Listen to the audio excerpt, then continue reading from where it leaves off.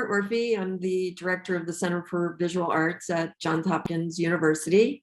I'm a painter and mixed media artist, and I also teach painting and drawing and advanced projects courses. And I've been invited to jury the show Street Scenes 2022.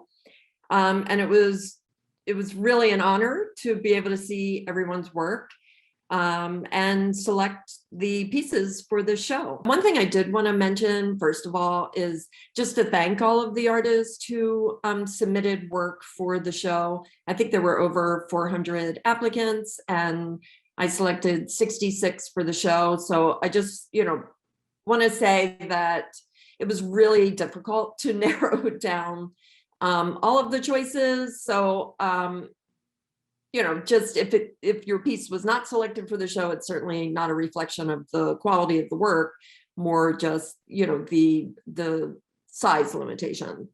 And so with that being said, the way I approached curating the show or jurying the show, which ended up being sort of curating the show also, was thinking really, how did the artist respond to the title of the show or the theme of the show, Street Scenes?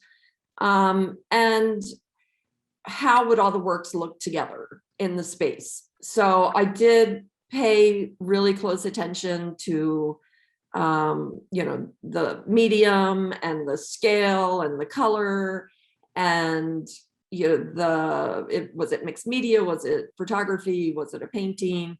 To get a wide variety of works that would speak to each other. And that part was, it was interesting to be able to think about how these works would come together as an exhibition. So one of the things I thought about too was, I was really struck by how, especially with the urban scenes, and a lot of them, because of streets, tended to be more urban environments.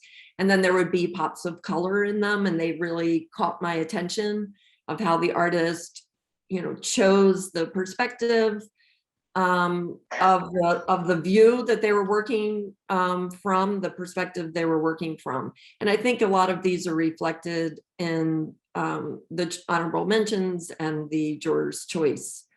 And I really was looking for a diverse perspective. So is it the artists themselves viewing? Are you in a car? Are you on the street? Are you looking from a distance? Is it abstract? Is it representational? And to really get a variety of experiences of how we interact in streets. So if it's okay, I think we can bring up the images. I'll just read the statement that I wrote. When thinking about the title of the exhibition, Street Scenes, and anticipating how artists would interpret that theme, I knew I wanted to choose artworks that would represent diverse points of view of the street and how that perspective changes depending on who and where you are in relationship to the street. Are you driving by? Are you stuck in traffic? Are you reflecting in a store window? Is it an urban or suburban scene? Is it daytime? Is it nighttime? It was a challenge to narrow down the artworks from 442 to 66. So I began by choosing works that communicated a unique point of view on a familiar scene, such as artists who use color to bring out the humanity and personality of a given scene, or artists who place the figure in the composition to examine the way we interact in our streets. Signs also played a big role in the works that were submitted, and they also play a big role in how we communicate in streets. And several artists included works that shared neighborhood storefronts and billboards, mom and pop stores. So that was interesting because it told a lot about the street that they were in. I thought the variety of signage spoke to how we speak to each other in the street. And are you driving by at 50 miles an hour, or perhaps stopping to hear music from a street performer? So this vibrancy and the intimacy in some of them and language of street scenes is at the core of the artworks chosen for this exhibition. So this first piece I chose as an honorable mention. It's a watercolor on rag paper, 16 by 20. And I really liked this image I like the gestural quality of the piece, the color, tonal quality of the work. And, it was, to me, it seemed like a unique perspective on traffic lights. It suggests a certain amount of movement. And you really have to look at it for a while to see the street light. Like, are you in a car driving by? Are you walking down the street? Are you looking up? And I just really liked the very gestural quality of it and the abstract quality of it. Because a lot of the submissions were very representational, whether they were sort of documentary photography or paintings. So I thought this one offered a really unique point of view. This next piece, Billboard at Georgia Highway, is a Sumi ink watercolor on rag paper, 30 by 22 inches. And there was something really familiar about this piece that it really stuck out to me as I was looking at all the entries. And it's that idea of traveling and driving, and you're reading the billboards as you drive down the highway. And I'm always really observant of them because, depending on what state you're in, or if you're, in a city or a rural area, the billboards change, and you can learn a lot about a place by what's being advertised. I also really, I like the scale of this one at 30 by 22, and the fact that it's watercolor and Sumi ink. So it's very neutral, but the scale also speaks to, I think, this expansive kind of street. This is not an intimate street that you're walking down. This is a highway, so yeah, I was really drawn to this piece. And just so skillfully done. So the next piece is a archival print on fine art paper. Title of it, Nurture Culture. And I thought this one was really fun, just so full of, sort of cultural symbolism and activity and interaction in the street, and that this street performer, has Nurture Culture sign on his cart. So he's referencing kind of cultural theory, and it was just so colorful. And I really liked the interaction of the two people presented in the photograph. The young person with the smiley face sweatshirt, and just all of these familiar kind of social artifacts. And you can almost, it has like a pulse to it, so you can almost hear the man playing the trumpet. So I don't know, I just really responded to the color and the vibrancy and the different point of view and how the people are interacting in this. Also, the scale, again, was larger scale, which I think is, when you're putting a show together of diverse works, you want to, stagger sort of the intimacy with the larger pieces. And I think that's a boxing glove, which is also like, I don't know, I just really got a kick out of seeing all the various elements that, in this sort of documentary style photography. Yeah, so this one, received an honorable mention as well. So this piece, Nothing to Wear, is oil on canvas, 24 by 20. I was really drawn to, this idea of like a street vendor, open market. I loved all the elements of pattern that were present in it, and color, and again, speaks to this vibrancy of an urban street or a street with a market. And it tells you a lot about, I don't know, just what people wear and what's being sold and how you would interact with these goods. And, as a painter myself, I'm often drawn in by material culture for what it can tell us about human interaction and, a time and a place. So I really love the juxtaposition of all the pattern in this, and it's beautifully painted. just that black and white awning, sort of framing out this wide range of pattern that's happening. Reminded me of Jersey City a little bit, which is where I lived for many, many years, or Baltimore or Annapolis. I mean, it could be any urban street, really. So yeah, just really beautifully done. All right, so I think this is the fifth and final honorable mention. Meet for Sale. It's an archival digital photograph, 16 by 20. And I chose this photograph because I felt that it was a unique perspective on street, and because you envision the person coming in off the street to go to the deli and choose whatever items that they're purchasing. And it's this really close-up view of the texture and the pattern in the salami. And again, it's, I think artwork, is best when it reminds you of something in your own experience. Someone's sharing their experience, and it brings, your own experience. Brings up your own experience.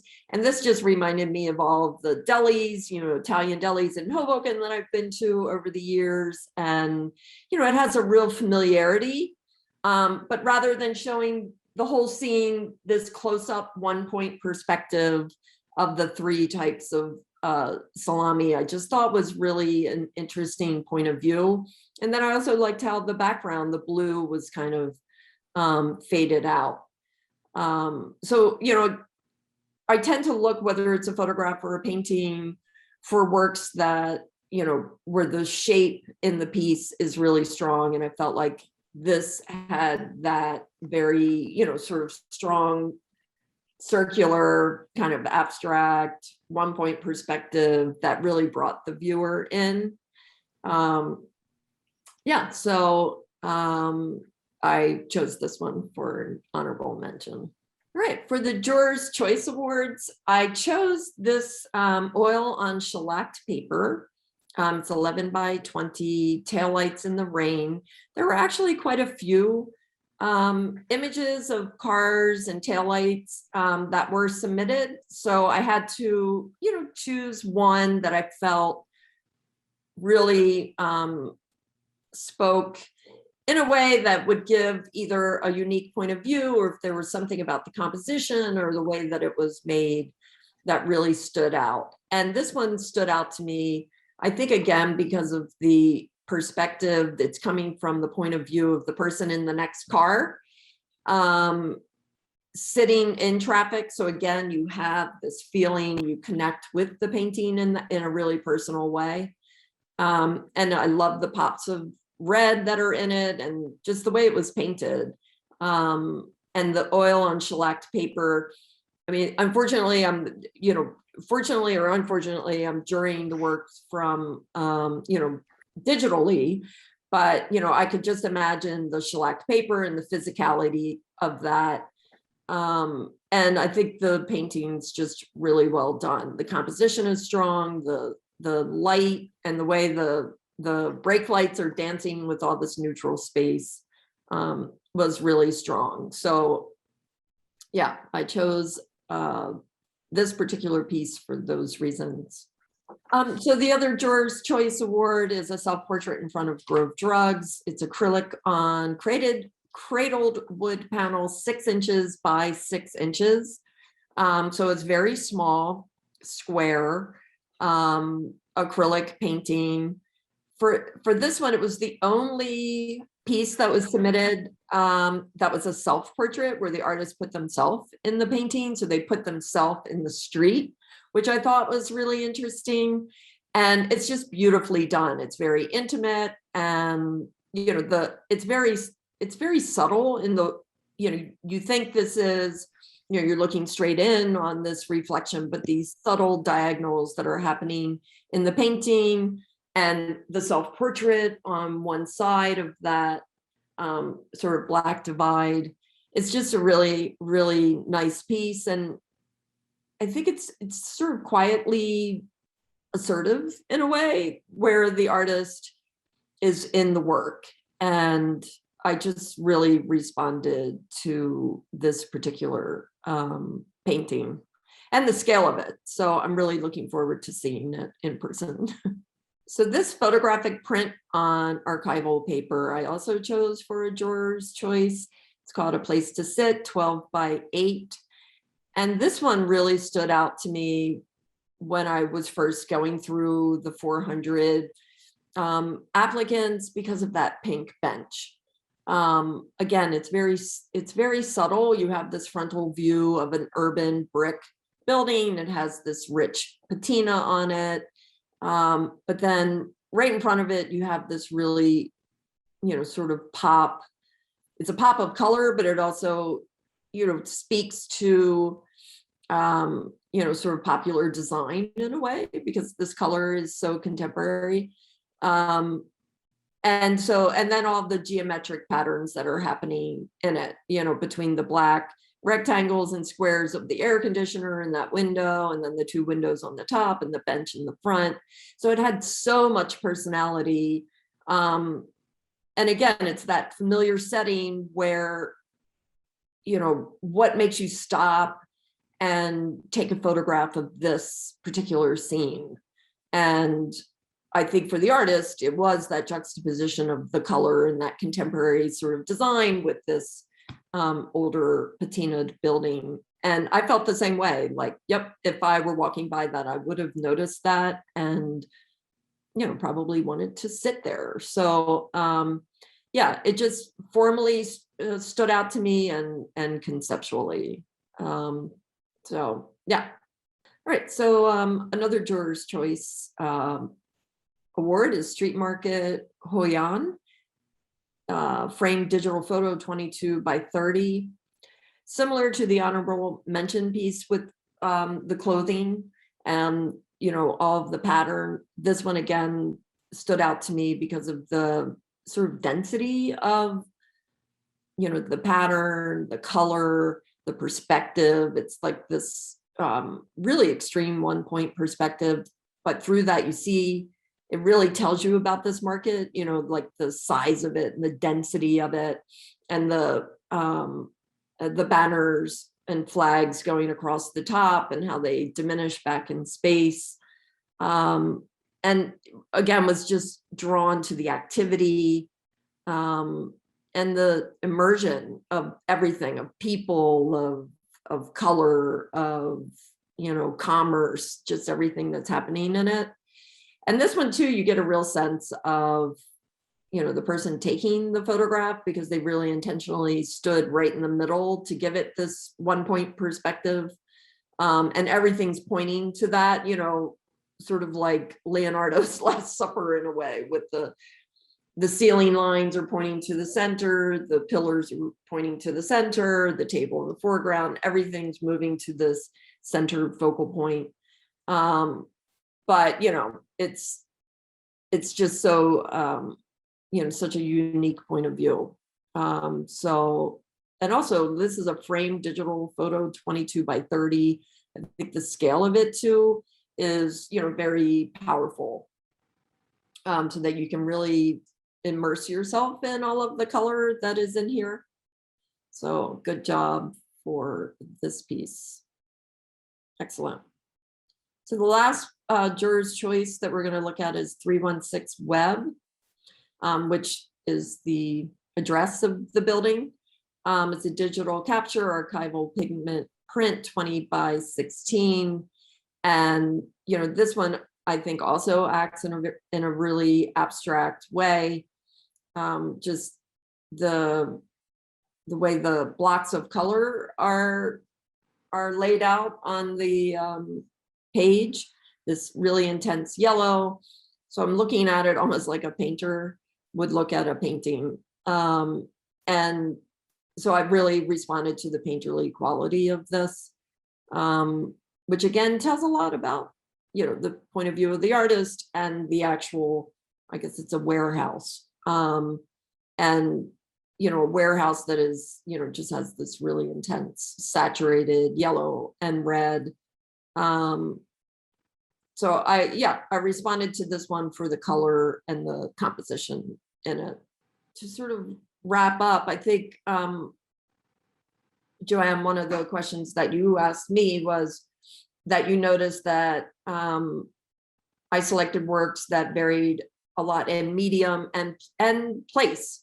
And that was intentional, to get as many sort of points of view, globally, and from a really, small point of view, this really small, intimate point of view to a global point of view. So also, if there were signs, I think one of the pieces in the show has a church steeple with a Black Lives Matter banner across it. And just like the honorable mention of nurture culture, artists that are also showing how people in society express their point of view, through protest or through signage, which I think is really important. And we've been doing that a lot. I think as a culture, we've always done that, but I think with COVID maybe more, because, we're viewing places more from a distance. So yeah, again, just try to get as many diverse points of view as possible, while also having a cohesive exhibition. And so I think, this idea of street scenes is really timely for this, period that we're in with COVID, because it's an activity we can all do now safely. We can engage with our streets. And I think the show really gave us, some unique points of view of how we do that. So I'm really looking forward to seeing all of them together, and seeing how they speak to each other, because that's one of the great things about seeing work in person is really seeing how all these pieces come together to create a conversation. And I did try and pick pieces that I thought would do that, and speak to each other and speak to the audience. So I hope I did the artist justice, and thank you again for inviting me to jury this. It was really great, really wonderful experience. So thank you.